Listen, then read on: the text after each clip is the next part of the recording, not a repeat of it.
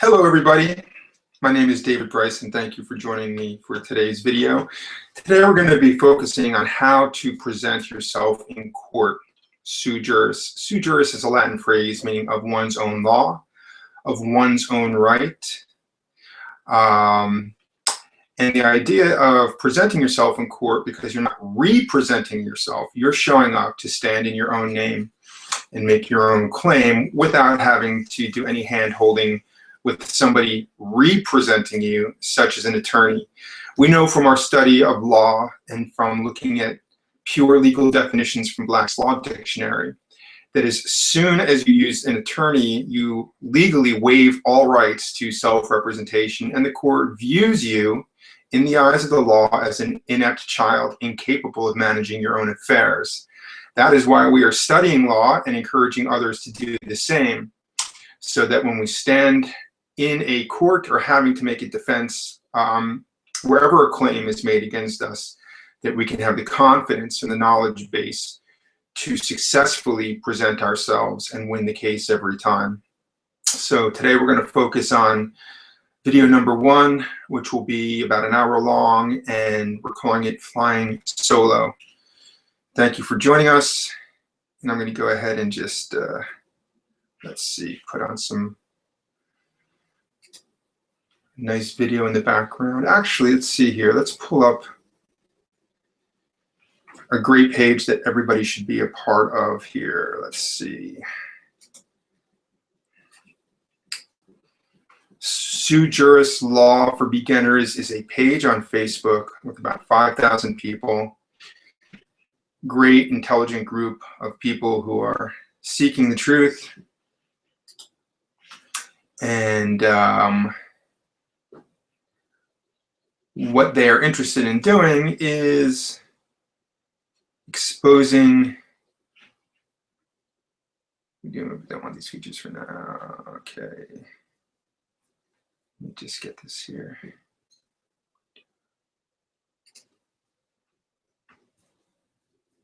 Okay, we want to do that. Okay, so I'm just trying to open up this page here. We'll do a screenshot. Just bear with us. Thank you very much. Okay, let's close this out. We're going to blow up this page here.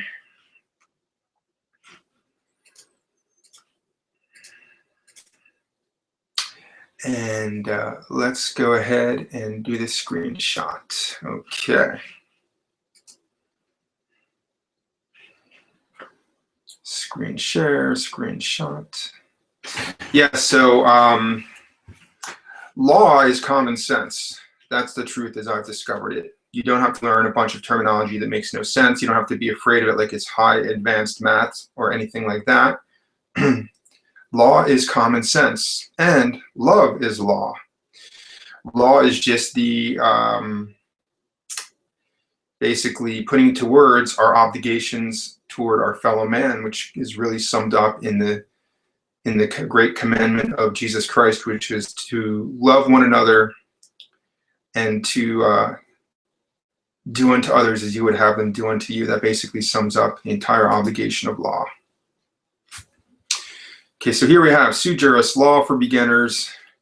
We encourage everybody to join this page. Now, jumping into our material for today. This video provides the information you need to prepare for trial and represent yourself, or I should say present yourself in court. Understanding the procedures and techniques described here will help you present a persuasive, legally proper case, whether you are a plaintiff, meaning that you have filed a lawsuit yourself, or a defendant, meaning that you have been sued. Illustrated with sample forms, pleadings, and courtroom dialogues, this video will take you through the litigation process step by step, from deciding whether you have a valid legal claim or defense to preparing an appeal if you lose. If you had your druthers, you might prefer to turn your case over to a trial attorney, often called a litigator, who is trained to gather and present evidence in court. But in many common situations, it doesn't make sense. It doesn't make economic sense or legal sense to hire a lawyer. Perhaps you find yourself in a situation like one of the following. You injured your back when you slipped on loose carpeting in an office building you were visiting. You own a small manufacturing business and have sued a supplier for delivering faulty raw material. Your landlord has sued to evict you from your apartment and you claim that the eviction is unlawful. You have filed a claim against your ex-spouse seeking increased child support. You are a building contractor who has been sued by a homeowner for using building materials other than those specified in a remodeling contract, and you claim that the homeowner asked you to modify the contract after work was begun. And finally, money that was left to you in trust by your parents has been depleted by improper investments made by the trust company that controls the trust assets. In any of these instances, and countless more, if you can't resolve your dispute in a friendly way, you might have to go to court to protect your rights. Unfortunately, with fees charged by lawyers commonly running in excess of $150 an hour, it may not make economic sense or even be financially possible for you to hire a lawyer. Even if you win and are able to collect what the other side owes you, the lawyer's fees may devour much of your gain. As a result, presenting yourself in court or dropping your claim or defense altogether may be your only realistic alternatives. The scope of this video. This video explains rules and techniques for preparing and trying a civil case, including how to handle a case in family court or bankruptcy court. It does not cover criminal cases. You will learn how to figure out what evidence you need to present a legally solid case. Whether you are a plaintiff or a defendant, among other things, you will learn how to prepare the initial pleadings, usually called a complaint or an answer, that get a civil case underway. We will be doing that in video number 3. How to comply with the important pretrial procedures and activities that typically take place after the initial pleadings but before trial. We'll do that in video 4.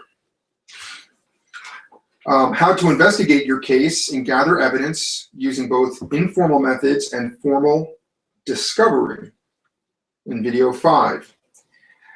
How to try to settle your case without going to trial in video 6. How to select a jury if you are involved in a jury trial in video number 10. How to present your own testimony and conduct direct examination of your witnesses and cross-examination of your adversary's witnesses in videos 12 and 13. How to apply the rules of evidence so that a judge will accept your admissible evidence and exclude your adversary's improper evidence in video number 16. How to locate, hire, and effectively use expert witnesses in video 19. How to present a persuasive opening statement and closing argument. We'll cover that in videos 11 and 14.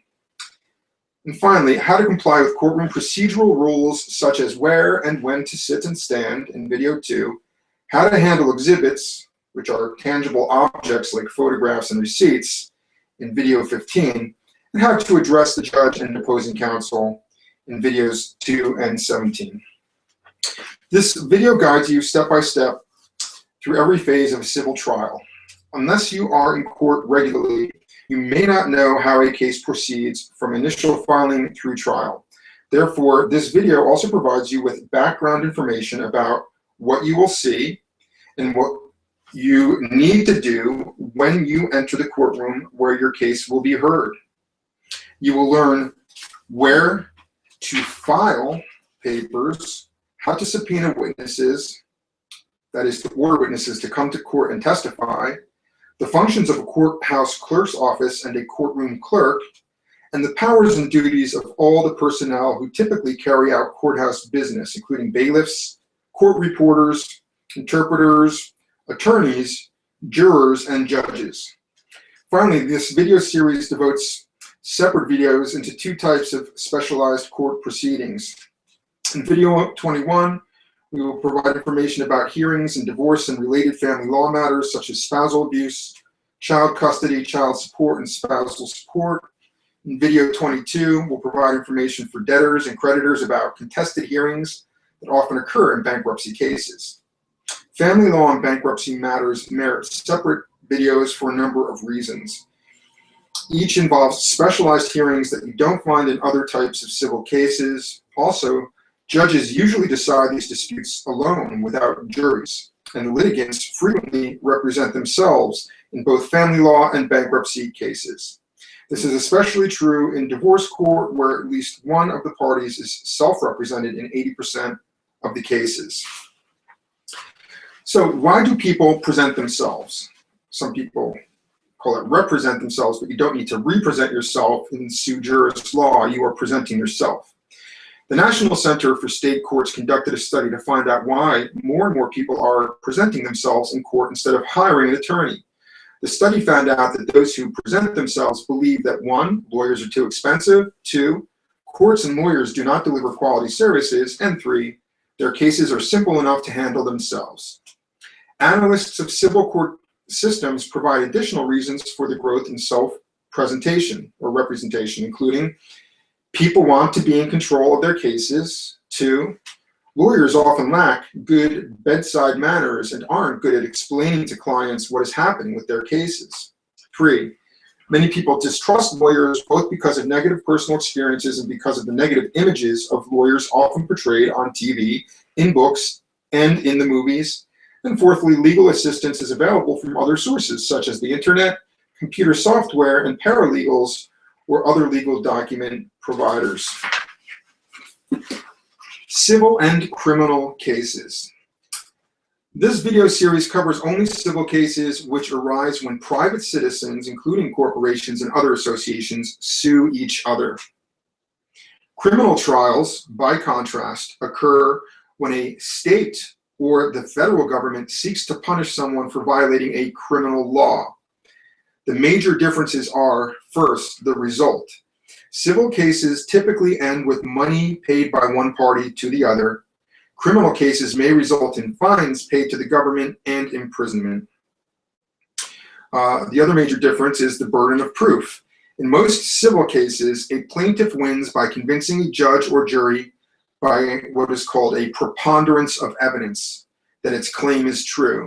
In criminal cases, the prosecution must prove a defendant's guilt beyond a reasonable doubt.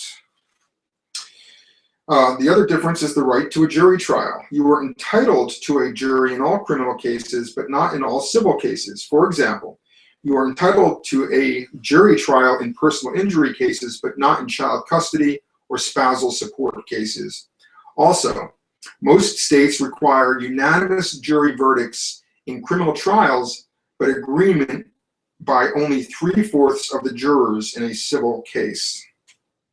And the final difference is the right to counsel. Defendants facing criminal charges have the right to an appointed lawyer at the government's expense in almost all cases. In civil cases, plaintiffs and defendants have to pay for their own lawyers or present themselves. We have written another.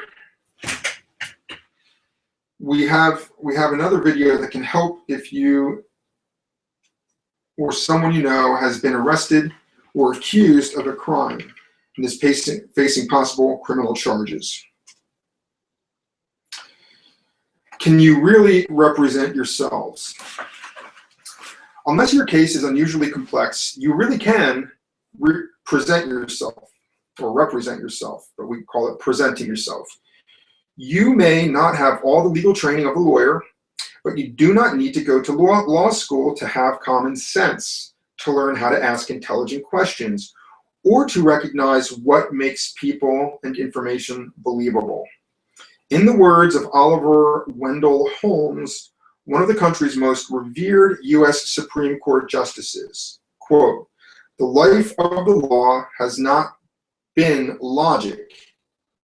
It has been experience," unquote. As these words suggest, your everyday life experience is the foundation of most of what you need to know to present a coherent, convincing case.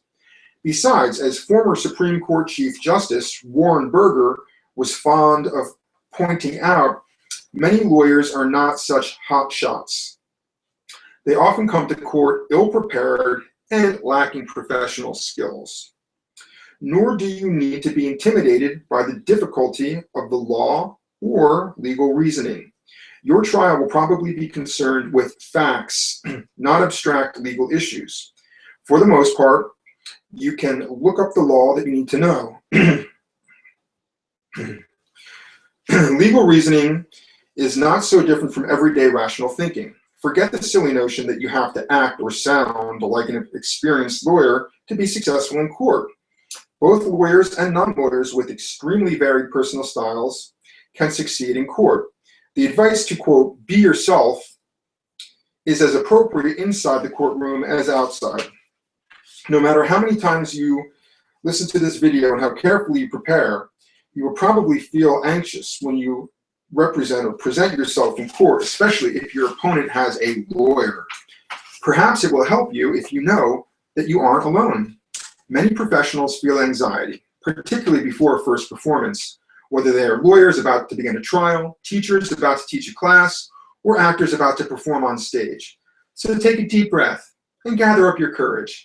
As long as you combine your common sense with the principles and techniques described in this video, and are not afraid to ask a court clerk, a law librarian, an attorney, or even the judge for help if you become confused, you should be able to present yourself completely and effectively.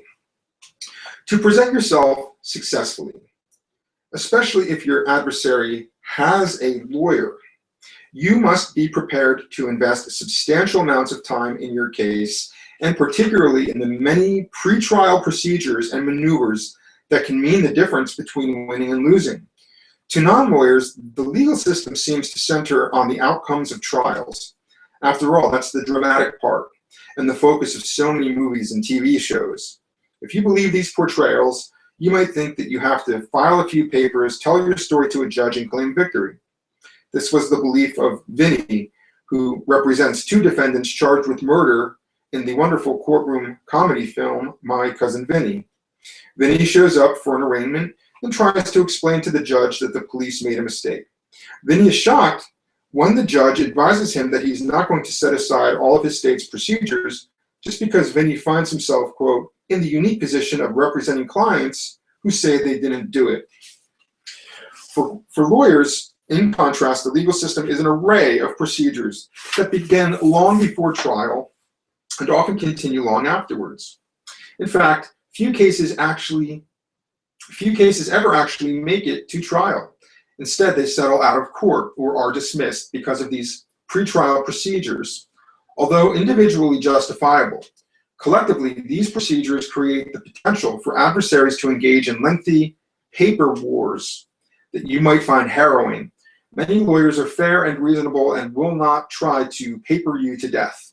Nevertheless, you have to realize from the outset that representing or presenting yourself effectively is likely to require a substantial commitment of time, even if your case never goes to trial. The changing face of civil court. In recent years, the number of people presenting themselves in civil court cases has continued to grow. A recent collection of statistics by the National Center for State Courts shows that the vast majority of family law cases involve at least one, and often two, self-represented parties.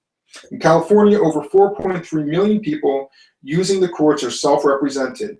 In New Hampshire, 85% of civil cases in the trial court involve at least one self-represented party. Many courts report an upsurge in self-representation. Other research indicates that at least one party was self-represented in more than 2/3 of domestic relation cases in California and in nearly 90% of divorce cases in Phoenix, Arizona, and Washington, D.C. These studies are substantiated by many civil court administrators and judges who estimate that the number of self-represented parties has increased by at least 50% over the past 5 years. The Legal Services Corporation 2009 report documenting the justice gap in America confirms an increase in the number of civil pro se litigants.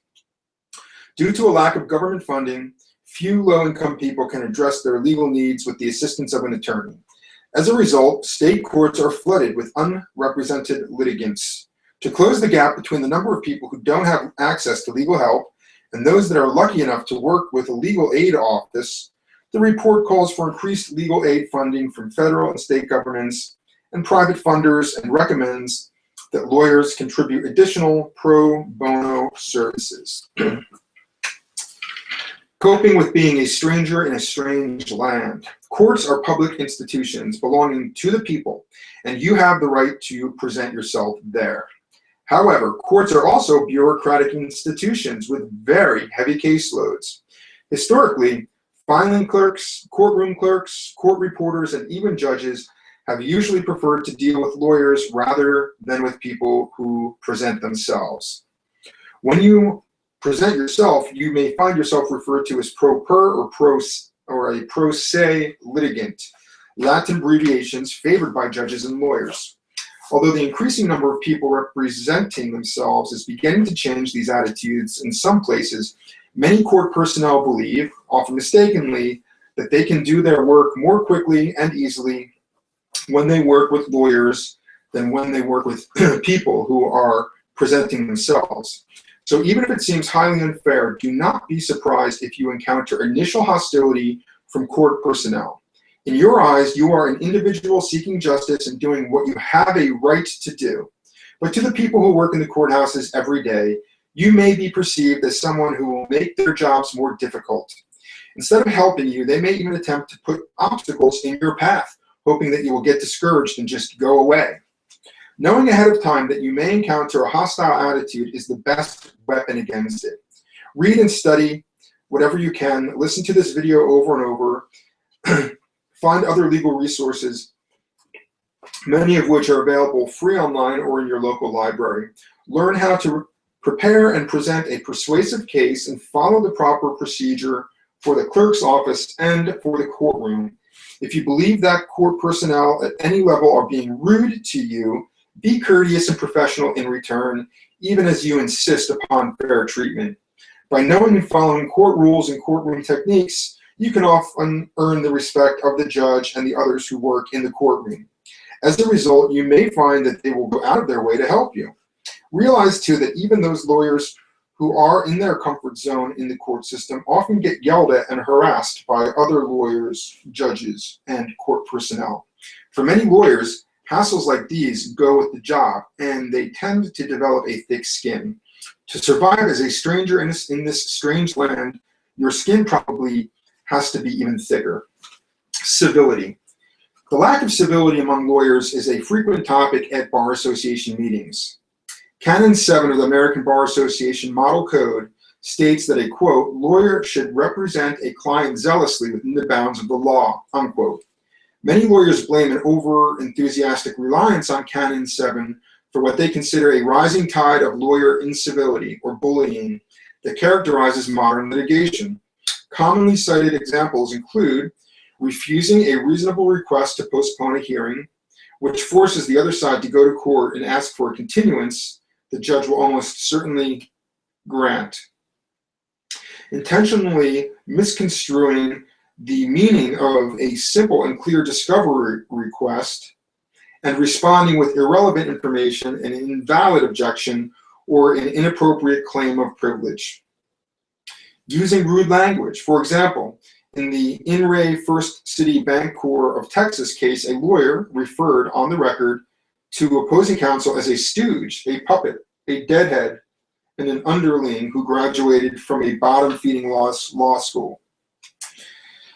Using delaying tactics to maximize the inconvenience and cost of litigation. For example, in the case of GMAC versus HTFC Corporation, a deponent, on advice of counsel, provided a long and meandering answer, and in response to the deposing attorney's protest stated, I'm going to keep going. I'll have you flying in and out of New York every single month, and this will go on for years. And by the way, along the way, GMAC will be bankrupt, and I will laugh at you, unquote.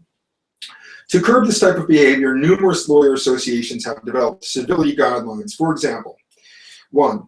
The American Board of Trial Advocacy, a national group of experienced trial lawyers, adopted the principles of civility, integrity, and professionalism, which are, quote, intended to discourage conduct that demeans, hampers, or obstructs our system of justice, unquote. Principle 19 states that attorneys should, quote, never take depositions for the purpose of harassment or to burden an opponent with increased litigation expenses, unquote. 2. Utah's standards of professionalism and civility state that, quote, Lawyers shall adhere to their express promises and agreements, oral and written, unquote. Standard 6. Standard 13 states, quote, lawyers shall not file or serve motions, pleadings, or other papers at a time calculated to unfairly limit other counsel's opportunity to respond or to take other unfair advantage of an opponent or in a manner intended to take advantage of another lawyer's unavailability, unquote. 3. California's attorney guidelines of civility and professionalism forbid the use of foul and hostile language during depositions, the practice of scheduling depositions without prior contact for convenient times and locations, and rude-toned and intimidating questioning. So, you might expect lawyers who disrespect their professional colleagues to be even more disrespectful of pro se litigants. If an adversary's lawyer tries to intimidate you, keep your cool. Look to the judge for help and don't try to out-bully a bully. Perhaps realizing that most lawyers and bar associations disavow bullying tactics can help you do so. Arraigning for limited scope legal representation.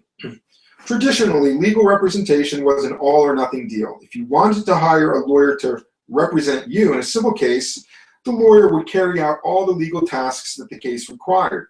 If you couldn't afford to or didn't want to turn your entire case over to a lawyer, your only alternative was no lawyer at all. You would be a pro se litigant, representing yourself and single-handedly completing all legal tasks, such as writing briefs and appearing in court. Times change, and occasionally so too does the legal profession. Now, many attorneys provide a hybrid form of legal representation, generally known as limited scope or unbundled representation. If you hire an attorney to provide limited scope representation, your lawyer becomes a, quote, legal coach that carries out some case-related tasks while you handle others. You and your legal coach decide how to divide assignments.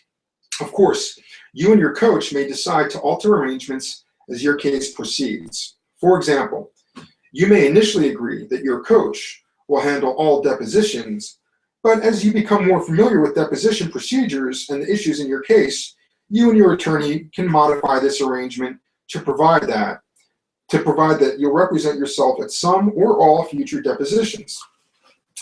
What are limited scope services? Lawyers who provide limited scope representation often prepare a menu of services organized into distinct types of tasks.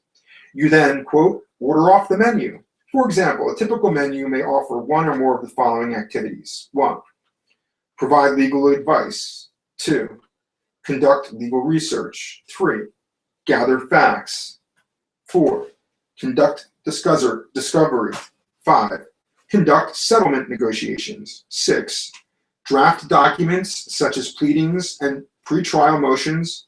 And 7, appear in court. The services you choose will depend on factors such as 1, how much you're willing to pay. 2, how much time you can devote to case-related tasks. 3, your experience and comfort with the litigation process. And 4, how complex your case is. The book, Unbundling Legal Services, written by attorney Forrest Mostyn, is a helpful resource for anyone considering limited scope services. Mostyn, spelled M-O-S-T-E-N, reviews limited scope representation, including its pros and cons. Another book called The Lawsuit Survival Guide by Joseph Matthews provides advice on working with a lawyer in a limited representation situation. Special rules apply to limited scope representation. All states and the District of Columbia have adopted rules regarding unbundled legal services. For example, most states follow the American Bar Association's Model Rule of Professional Conduct 1.2 subsection C, which provides that lawyers may limit the scope of their representation as long as the limitations are reasonable under the circumstances and the client gives consent. The American Bar Association's Standing Committee on the Delivery of Legal Services website has helpful information on limited scope representation. Its address is www.americanbar.org/groups/delivery_legal legal_services.html. For a state-by-state summary of unbundling rules, visit www.americanbar.org/groups/legal_services/resources. Pro_say, spelled S-E, _unbundling_center/court_rules.html. Rules governing limited scope representation can vary from state to state. The following are some of the most notable examples. 1. Under New York Rule of Professional Conduct 1.2, as part of getting informed client consent, lawyers must disclose the reasonably foreseeable consequences of limiting the scope of representation. If it's reasonably foreseeable that during the course of representation, additional non-agreed upon legal services may be necessary, limited scope lawyers must tell clients that they may need to hire separate counsel, which could result in delay, additional expenses, and complications. 2. Florida Rule of Professional Conduct 4-1.2, Section C, requires lawyers who provide limited scope representation to notify the court when they have drafted a document on a client's behalf by including the phrase, quote, prepared with the assistance of counsel, unquote, on the document. 3. California Rule of Court 3.35, Section C, allows attorneys to provide undisclosed limited scope representation to clients so long as the attorneys do not appear in court, but requires that lawyers who appear in court as part of their limited scope representation give notice of their participation to the court and opposing parties. And fourthly, a California court ruled that California lawyers in limited scope representation agreement have to alert their clients to legal problems that are reasonably apparent to the lawyer, even if those problems fall outside the scope of the agreement, period. Hiring a limited scope lawyer. If you're considering unbundled legal services, shop for your attorney with the same care as you would if you were hiring a lawyer to handle your entire case. That is, you need to investigate a lawyer's qualifications, competence, and diligence. You also have to consider the cost of unbundled services, including the lawyer's fee and additional expenses, such as fees for paralegals, investigators, and experts. Just as with traditional attorney-client relationships, in unbundled situations, you should expect to sign a written retainer agreement. A typical limited scope representation agreement spells out fee arrangements and the division of legal tasks between client and lawyer. For instance, an agreement may specify that the client is responsible for making all decisions and court appearances, and that the lawyer will conduct legal research, draft documents, and prepare the client for court proceedings. What you should know about lawyers' fees. When you interview a potential legal coach, ask about all fees and costs, including the initial interview. It obviously defeats your purpose if you have to spend more to consult a legal coach than you would to hire a lawyer to handle your entire case. Typically, lawyers use hourly, fixed, or contingency fee arrangements. Most likely, someone serving as your legal coach will charge you by the hour. Hourly rates for lawyers who do personal legal services work typically run from $100 to $250 per hour.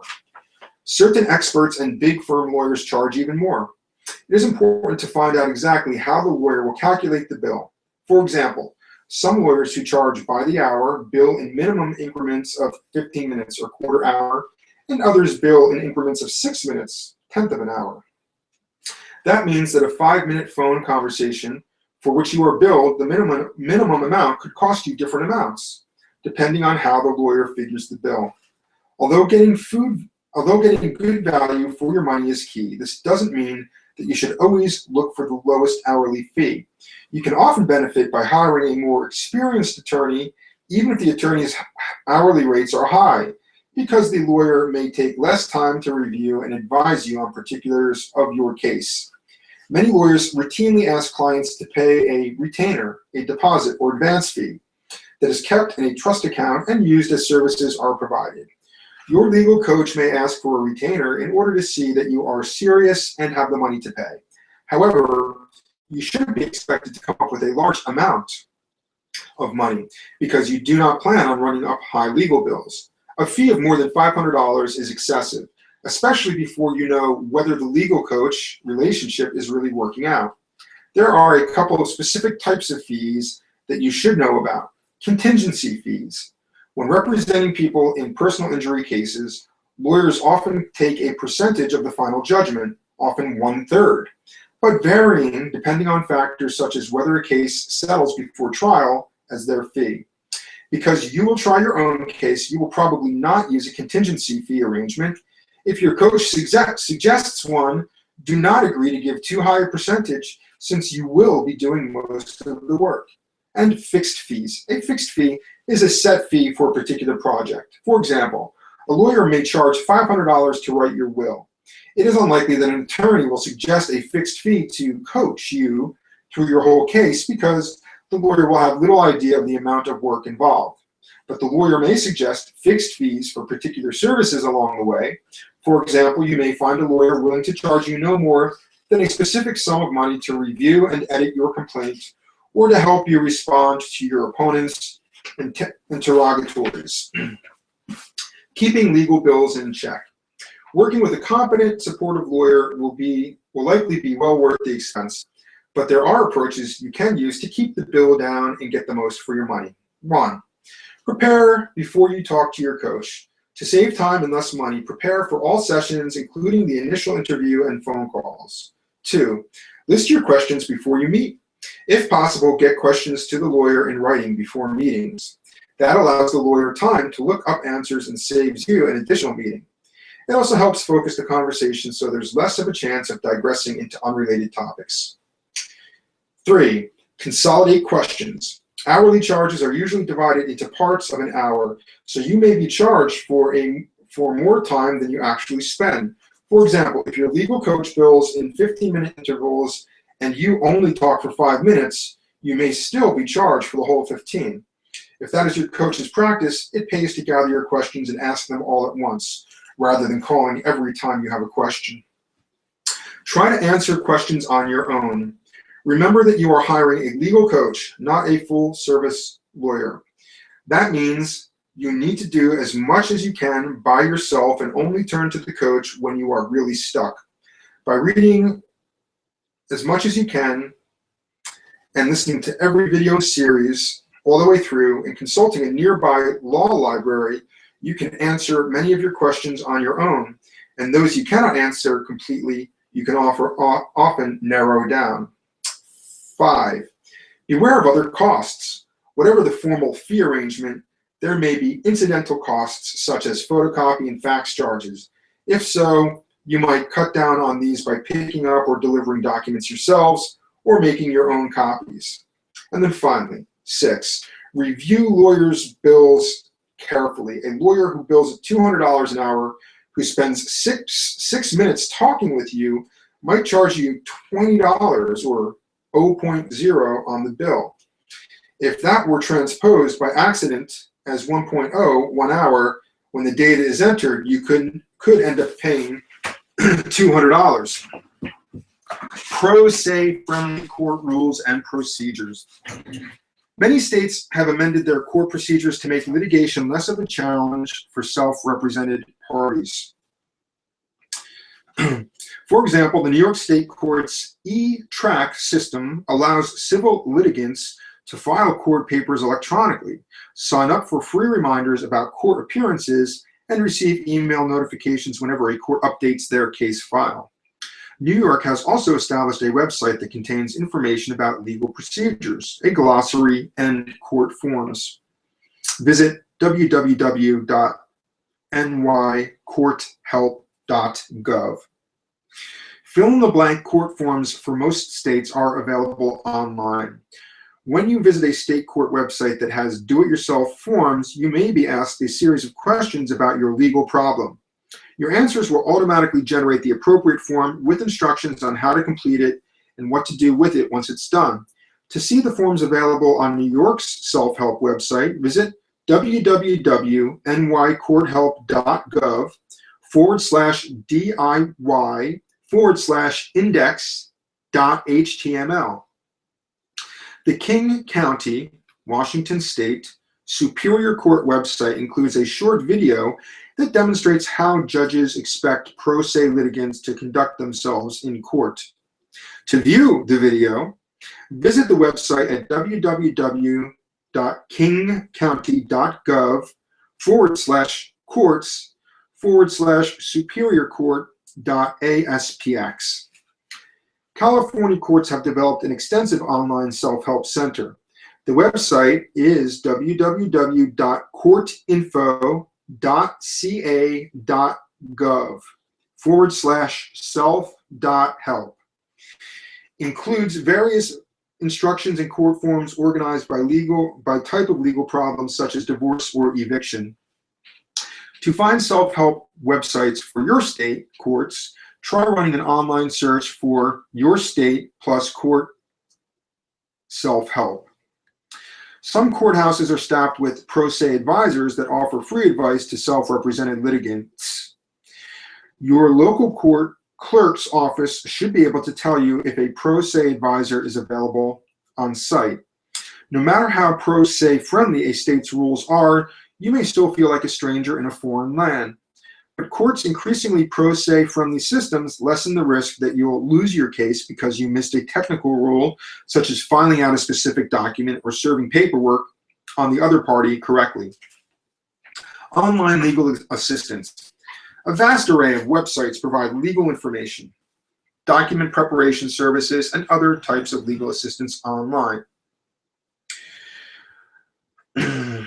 Some of these that offer helpful information to pro se litigants include lawhelp.org, which provides state-by-state links to a variety of legal resources, including state-specific court forms. Allaw.com provides links to a variety of legal forms and state and federal legal resources. NACA.net, a website sponsored by a plaintiff's attorney group called the National Association of Consumer Advocates, provides information about fraudulent or abusive business practices. Legalhotlines.org /senior legal hotlines. .php provides links to organizations that provide legal help to senior citizens.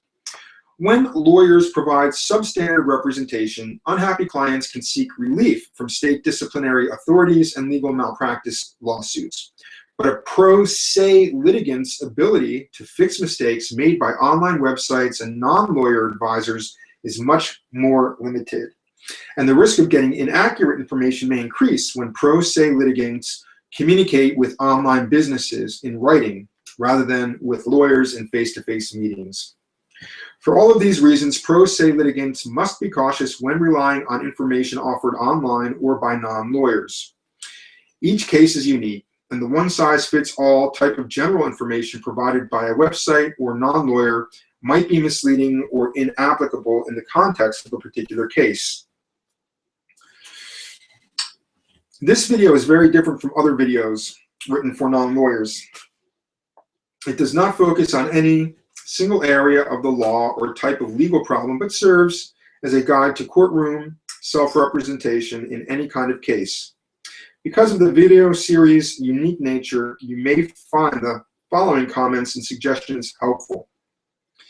If time permits, watch and listen through the entire video series. This video series is designed both to increase your overall understanding of the litigation process and to provide detailed advice about each stage of trial.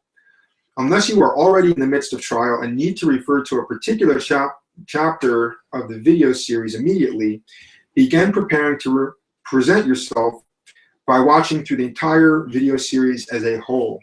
As you become familiar with the litigation process, you will understand the significance of procedures and techniques that may initially seem peculiar or unnecessary. Learning the lingo. There's no way to avoid it. If you represent or present yourself in court, you're going to run into a lot of unfamiliar legal terminology.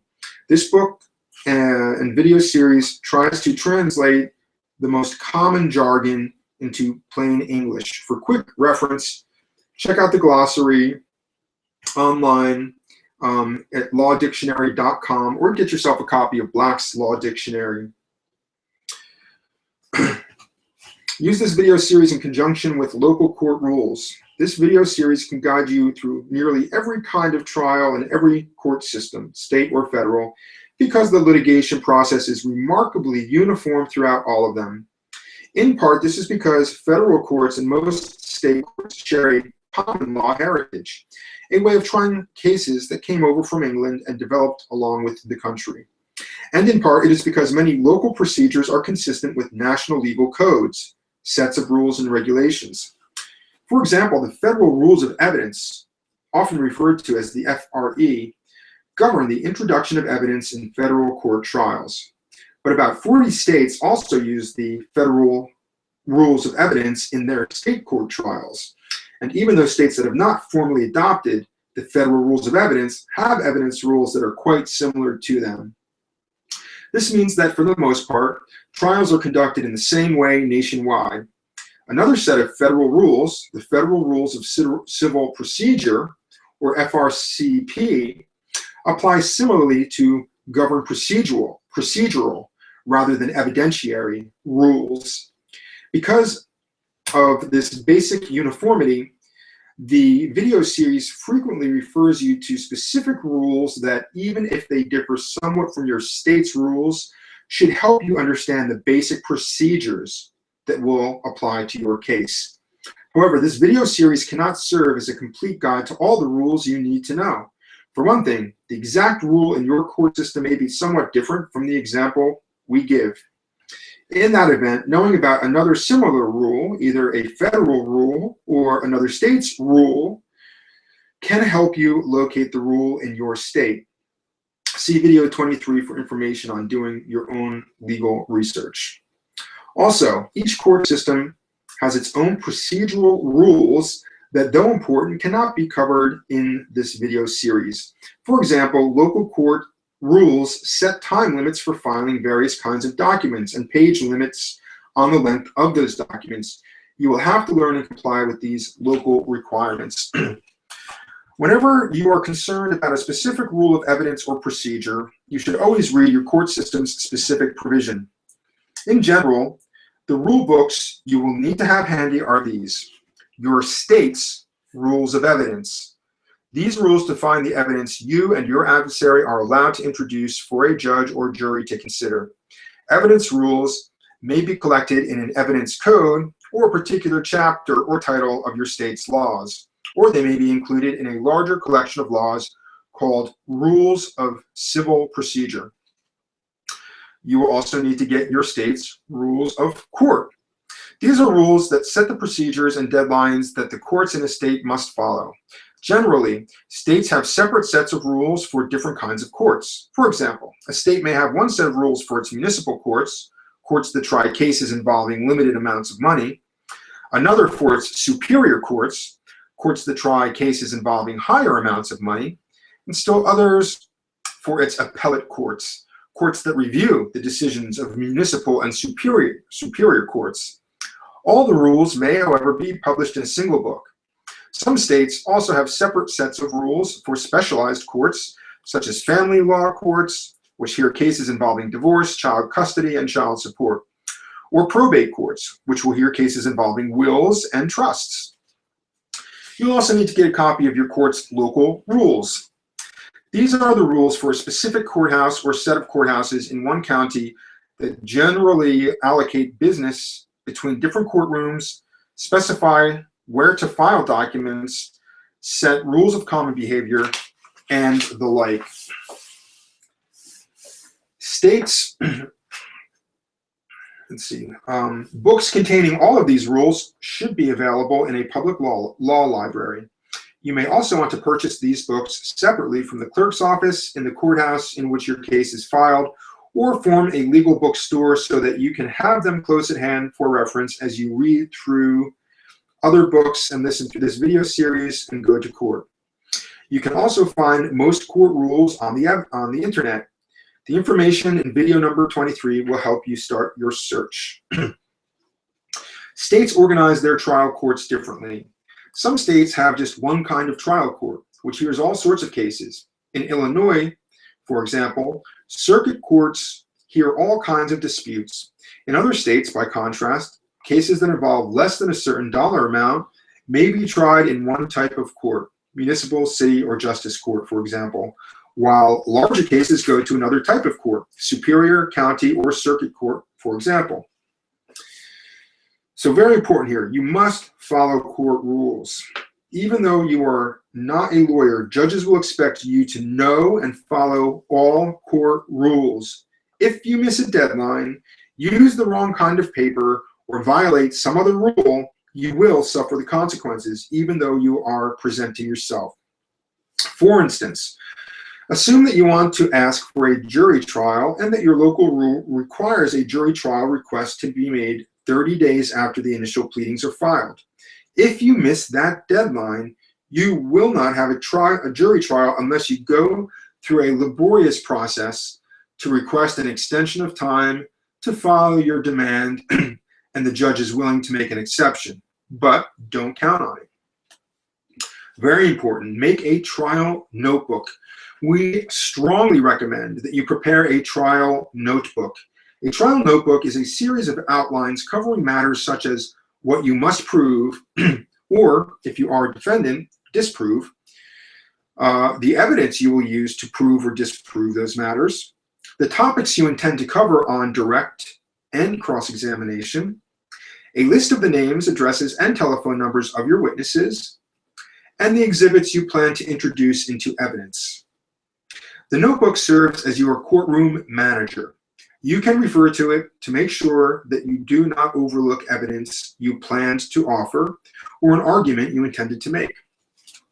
As you read through these chapters and listen to these videos describing the various stages of a trial, you will find specific sections on how to prepare related outlines for your trial notebook. Video 18 pulls together suggestions from earlier videos and describes how to organize a trial notebook. Trying to settle your case. Over 90% of lawsuits are resolved without a trial. If you and your adversary can arrive at a fair resolution without going to trial, you can save yourself time and money. By showing you how to prove and disprove legal claims, this video can help you. This video series can help you arrive at a fair resolution of your dispute using settlement procedures. For a complete discussion of settlement, see video number 6.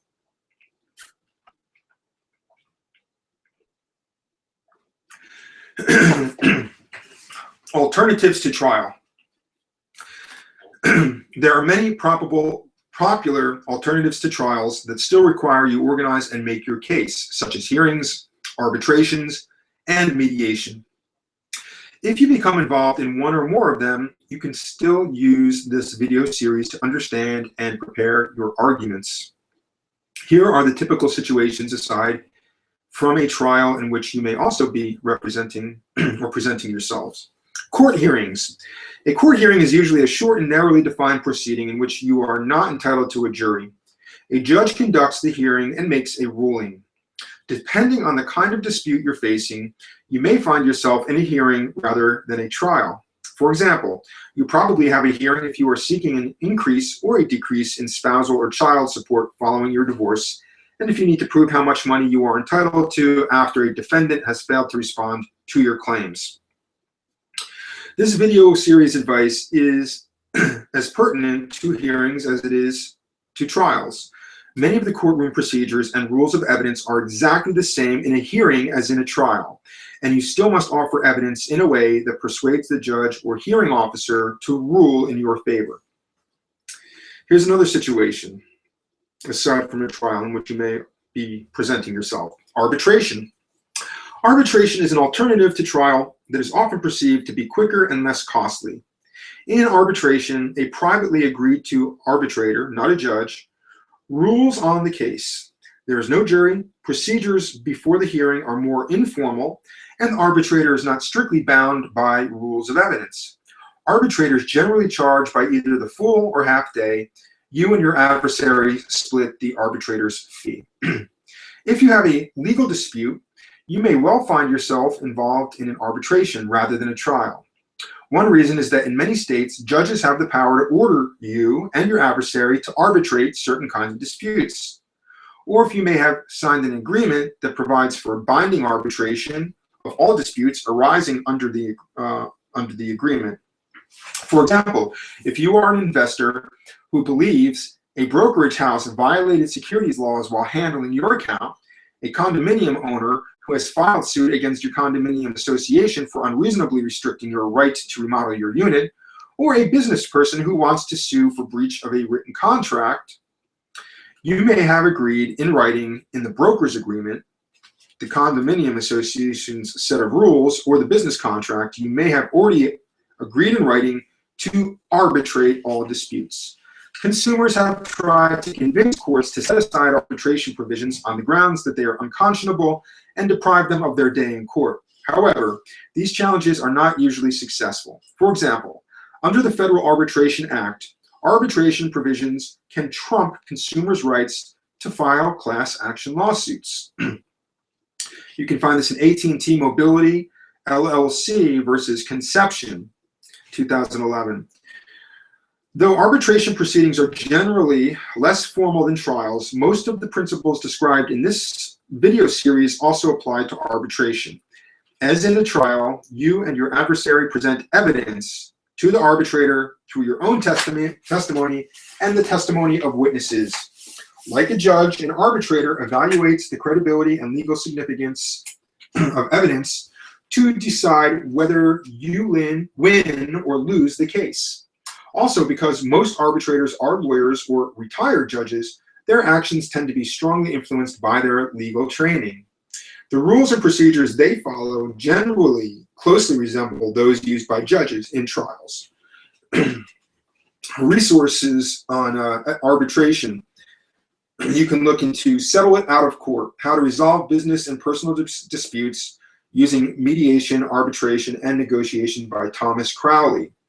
It's a comprehensive guide that includes strategies for selecting arbitrators and mediators. Another book by Harry T. Edwards is Alternative Dispute Resolution, Panacea or Anathema. It's an analysis of the advantages and disadvantages of arbitration and other dispute resolution procedures. And then finally by Stephen Goldberg, Stephen with a PH, Goldberg. You can get Dispute Resolution, Negotiation, Mediation, and Other Processes, which is a textbook that sets forth arbitration principles and methods. Another situation, aside from a trial in which you may also be presenting yourself, is in mediation.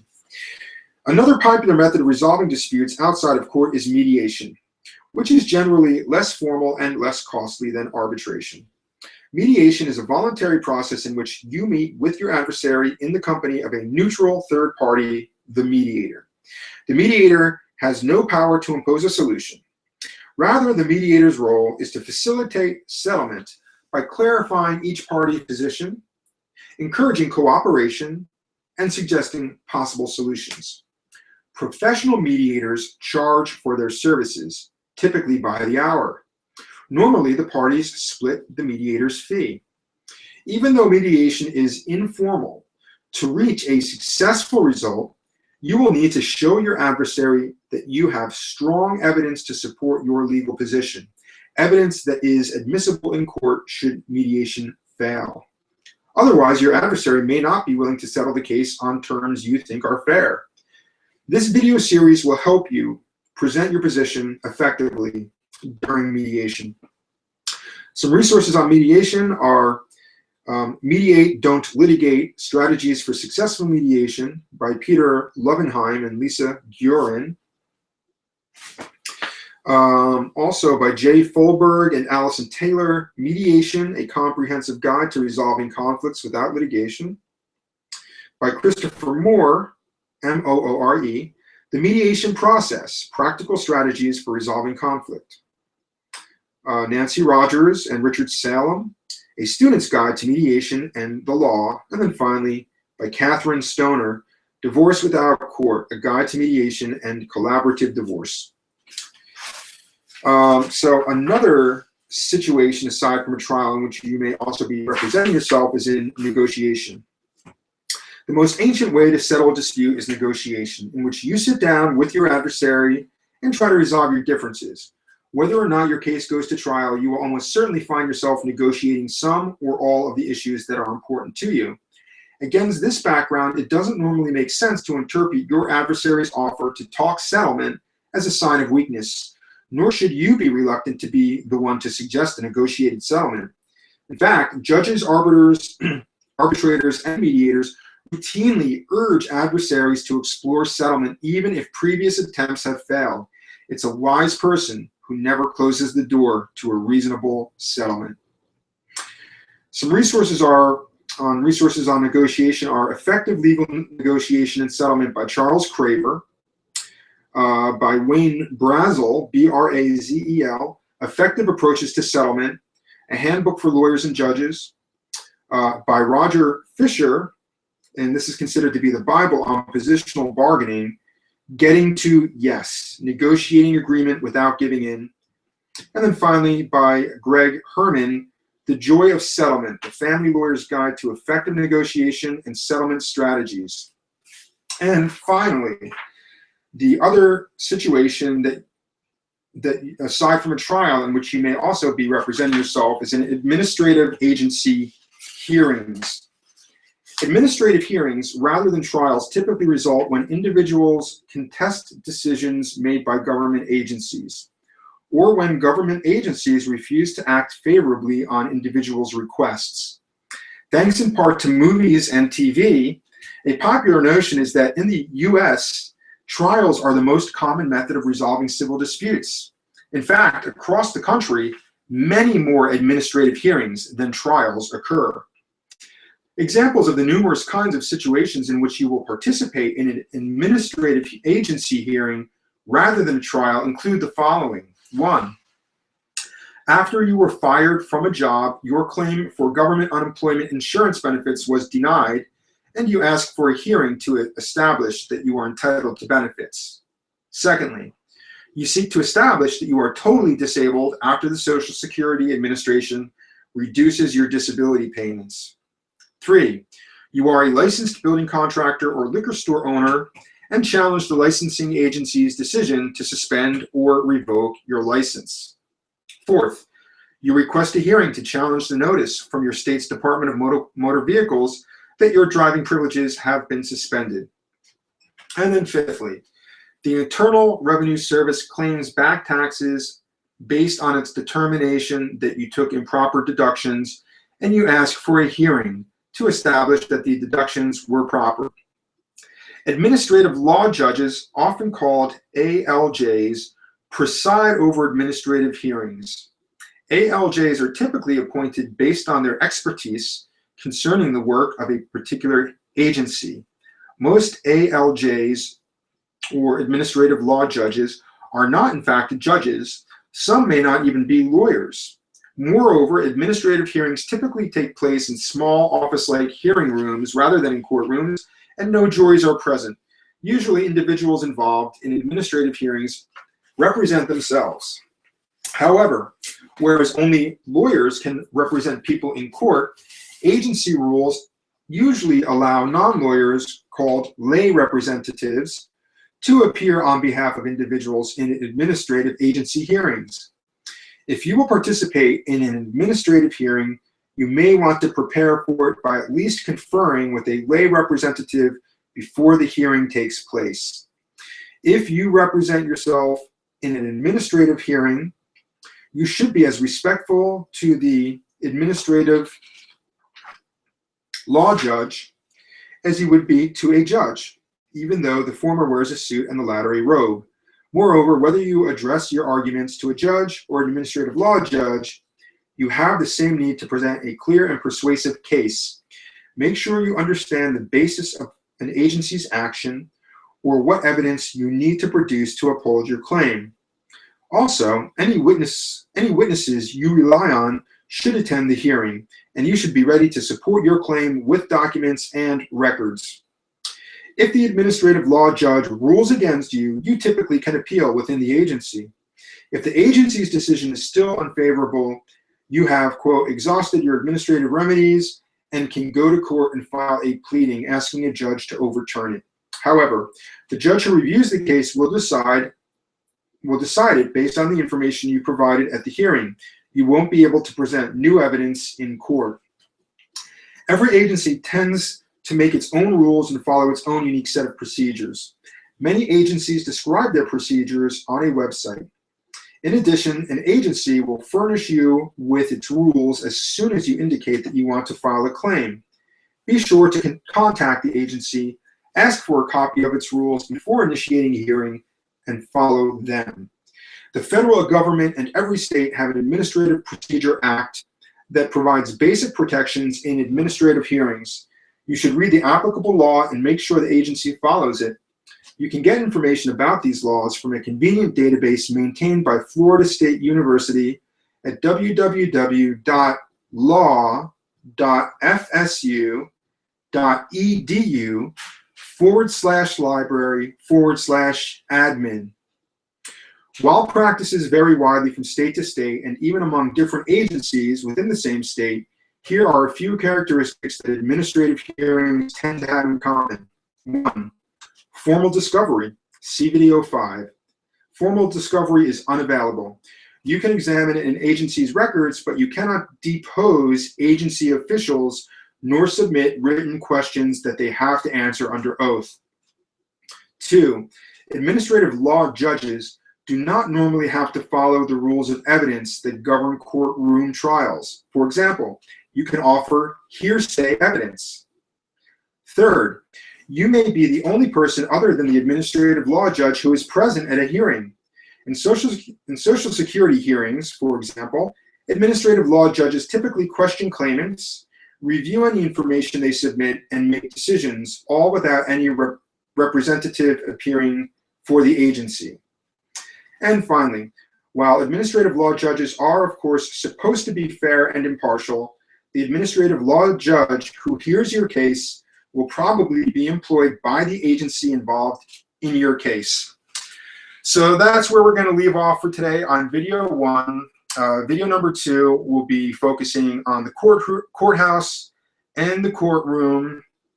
We will be discussing the courtroom players, all the different roles and persons involved, the courtroom itself and its physical layout, and the courtroom rules, customs, and etiquette.